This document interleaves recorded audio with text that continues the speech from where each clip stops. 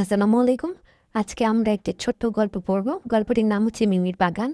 গল্পটি সম্পাদনা করেছেন সুভাষচন্দ্র সুতার, অলঙ্করণ ও সাজসজ্জা ফাতিমাতুজ জোহরা। এই হচ্ছে মিমি, এটা হচ্ছে তার বাগান, অনেক প্রজাপতি এবং ফুল।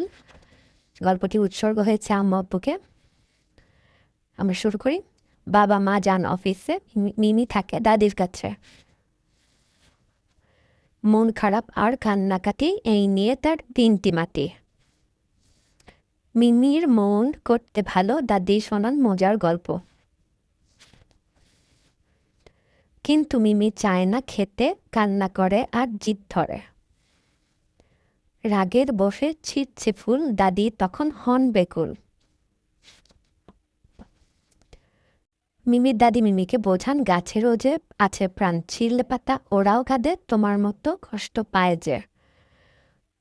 দেখছো মিমি, গাছগুলো সব উচ্ছে হয়ে নিষ্প্রাণ, তাই না দেখে মায়ার বসে উঠছে কেঁদে মিমির মন।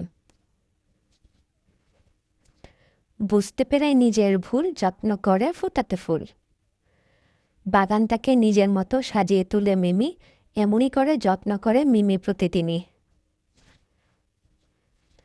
মিমির যত্নে বাগানটা যে উঠল হেসে ফুলে, রং বেরঙের প্রজাপতি ফুলের উপর বসে।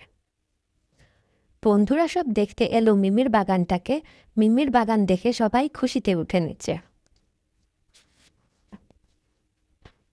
মিমির মতো রাকিব চাই এমন বাগান করতে, খুশি হয়ে মিমিও তাই ফুলের চারা দিল সবার হাতে।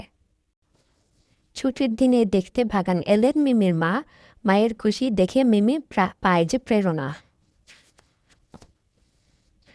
অবসরে মিমির সময় কাটে ফুল বাগানে, ফুল পাখি আর প্রজাপতি মিমির বন্ধু হয়ে ওঠে। গল্পটি শেষ।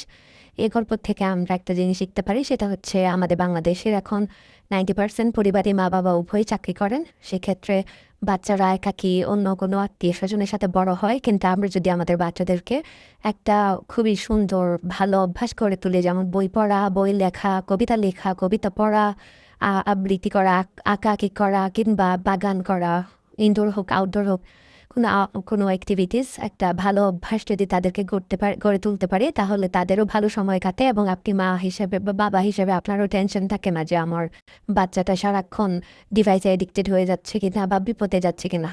আশা করি সবাই এটা ভালো লেগেছে সবার গল্পটি। সবাই ভালো থাকবেন। আল্লাহ হাফেজ।